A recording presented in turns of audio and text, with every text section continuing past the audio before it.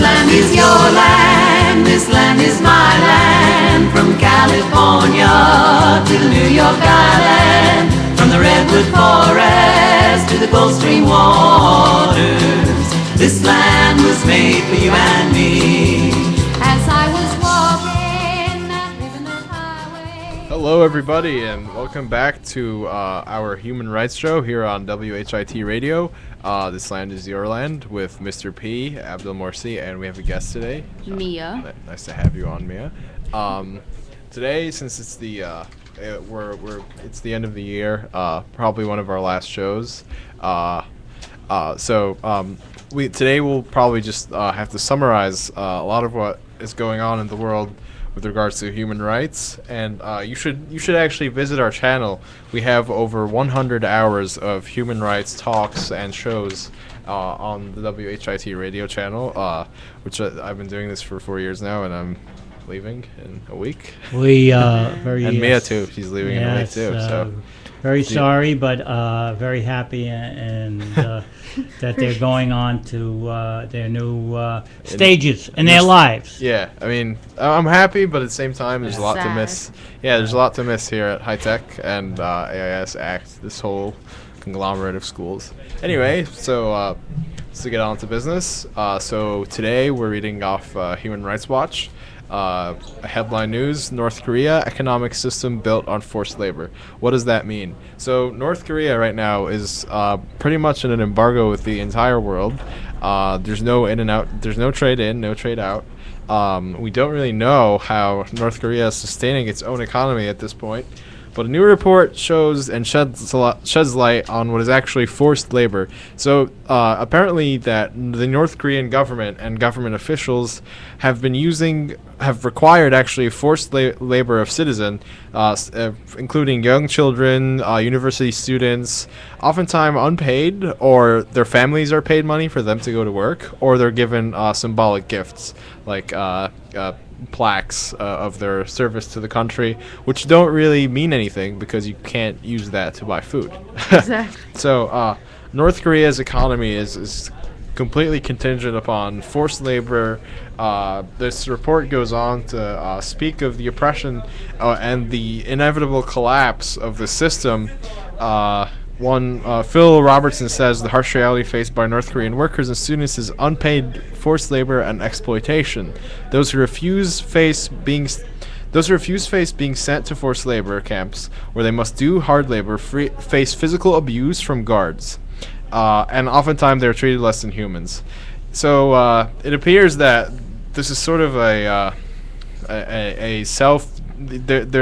they're detaining and forcing their own citizens to work in what's oftentimes really bad conditions, and oftentimes they completely neglect family situations. Like one person complains that his father's sick and he has to take care of him, but the North Korean government requires of him to work 40 to 80 hours a week, they have depending no consideration for any. There's been a complete negligence of family conditions, pre-existing responsibilities. So that has been the case with North Korea lately. Not even just lately. No, not even just lately. Yeah, good correction there. Good catch. Well, it's sad. I mean, we're laughing, but it's horrible. Yes. But in any case, So our heart goes out to the North Korean people here. They're living. Most of them are living in poverty. And you know what's funny, Mr. B? A lot of Americans assume that North Koreans themselves are the problem. North Koreans don't know that they have a conflict with the United States. They really just don't know. The people themselves are different from the government. Right, and they're insanely isolated too. Like Mia said, they're not just different. They have to by law. They have to obey. Right. What they say. Yeah, exactly. And they're oftentimes just completely isolated from what's going on in reality. I mean, North Korean internet censorship is one of the worst out there, but it's largely ignored because we tend to focus more on China and our trade partners than we do on North Korea. We only speak of North Korea when there's weaponry involved or physical military conflict. But there's a lot more to the North Korean conflict than just military friction. Right. So there goes that. Well, they're kept in the dark, basically. The Well, yeah, I mean, people are not. It's not an information-free society. Let's put it that way. And to think of it, that actually, no society is an information-free society, because for every society, you tell me if you agree with this, Mia. For every society, there are certain things that you just. There's a limited amount of knowledge Right. that the government provides to us. The rest Right. is like confidential. Right. And not even just that. There's certain things that you cannot. You would go completely. You would be completely silly to even attempt to publish sort of things in the United States. Like, for example, if you were to applaud Al Qaeda or something like that, or any sort of remote organization, Anything that causes too much controversy Exactly. and may like spark riots. exactly. So, But I mean, in the United States, it's much more freedom. far more than Express yourself any than country I North can Korea. cite. But I was going off on your point that North Korea is not an information-free society. In my Right. opinion, no society is completely information-free. Well, We're to just certain better than- degrees. I mean, Right. yeah. I mean, to compare North Korea and the United States and put them in the same category, Right. you can't do that. So Right. I think we were more along the lines of just comparing them. Like, there's Right. still. I mean, America still has more freedom than North Korea and Oh, other. still, certainly. I mean, That it's goes just without saying. Yeah, but like it's not even in the still- same ballpark. Right. I mean, it's In just fact, I mean, and to go off on what you said, that there are limits, of course, and Right. sometimes a lot of times those limits are necessary, if not undermet. There's a saying that absolute freedom corrupts absolutely, right. and I believe that this falls under this category of of discussions. So moving on with problems in the world right now, human rights violations that. This is just a synopsis of what's going on. Right. We have a migrant worker abuse in Qatar. We've talked about this issue actually before here in the studio with Mr. P.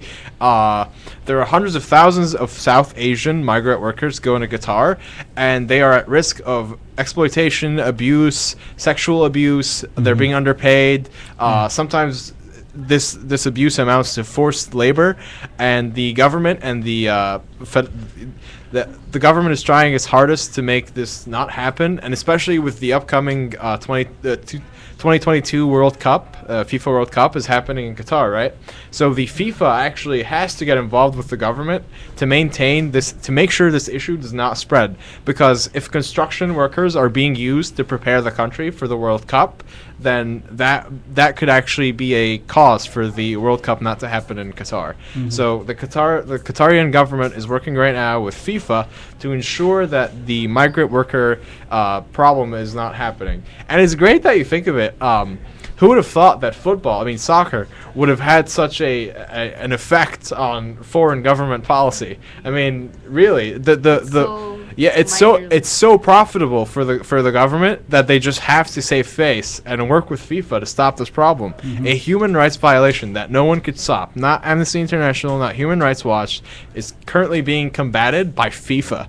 I mean, What does FIFA stand for? FIFA is the Football Association. Fédération Internationale, it's French. Fédération Internationale de Football Association. It's really soccer. I butchered that, huh? It's soccer though. Yeah, it's soccer. That's what they call football in Europe. Exactly. And Yeah, it's soccer. It's Right. they host the World Cup every 4 years, Right. and in 2022, they already know where it's going to be in 2022. It's just Qatar. So they have to make commitments to respect workers' rights for FIFA to participate in Qatar Right, in 2022. Isn't that? It's funny how. I mean, yeah, it's funny how all things lead to money in the end. There's money involved in the government. They'll do anything to get this problem out of the way. And plus, if it's a international event that the world will be watching, they've got to get their act together. And no one. I mean, we couldn't stop that. Remember we talked about the migrant worker problem a few weeks ago. Amnesty International has tried everything. I mean, I'm in charge of the Amnesty International Club at High Tech. We did letter writing campaigns and stuff. Nothing happens. But then FIFA comes in, and it's like, hey, you're going to lose billions of dollars if you don't do it. Name of the game. There you go. It's done. Name of the game. Or it's being done. Right. So I mean, I found that to be it's a bit of it's shedding good light on an old problem that they're actually doing something about it, which you can of course agree with me is a good thing because we rarely do anything about anything. And, I mean, in terms of government on a governmental level, there's rarely anything done to alleviate such problems. Last on our list, Syria. The Syrian situation has been bad ever since we talked about it here. Not much has changed. Russia is facing new accusations by international governments that is supplying the regime with new weaponry, new airborne weaponry. Helicopters, attack helicopters. Right. The Syrian problem has not at all progressed in a positive light. In fact, it has gotten much worse. It is reaching the level of a full-scale civil war. I mean, you have a military fighting its own people, and now the people are confused, and they're fighting amongst themselves, and the bloodshed is horrendous. A new report shows that or estimates about 13,000 people dead, but remember, 13,000 people dead does not include the hundreds of thousands in critical condition in hospitals, or people who sustained damage but were not counted in the statistics, or the thousands of people that have gone missing too. We don't count those as dead. So 13,000 is just the least of our problems right now. Again, what we talked about last time is that could escalate. And of course. Other countries can get involved, and it seems like that's a strong possibility. Exactly, yeah. And lastly, the government of Burma is being urged by human rights organizations to protect communities that have violence between Buddhists and Muslims in Western Burma. A lot of people are left dead in Burma because of this. It's purely religious conflict between Arkan Buddhists and Rohingya Muslims. There's very little information about the actual statistics between people who have died recently, but it is estimated 1,300 Buddhists they blew up a Muslim bus, killing at least 10 people. In Burma? And Muslims retaliated. And this in Burma? Yeah, this is in Burma. Okay. It's an unheard of country. I mean, we don't really know much about Burma, but this might escalate into it might escalate into also a very, very serious problem, especially right now with more tension with Muslim communities. No one wants that on an international level. We're too jaded of it after 12 years of fighting. I mean, and for today, I guess those were the three news stories we just wanted to introduce to our readers. I mean, our viewers here in this and here in the studio. And please stay tuned for WHIT Radio. This might be our last show in the studio. But I hope not. But we will have dozens of hours of human rights shows on WHITradio.org. Right.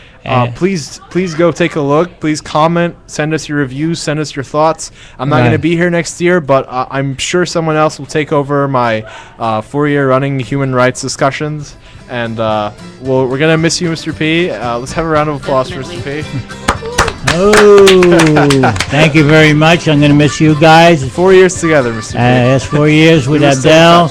Mia's been with me 2 years, and she's going on to Jersey City State. I'll miss you both, but I hope you stop back. We still got about 7 days left in the year, so this land is your land, Human Rights Show with Abdel, and thank you, Mia, for being on with us. And I'm signing out. After 4 years of human rights discussions, this one's my last here on WHIT Radio.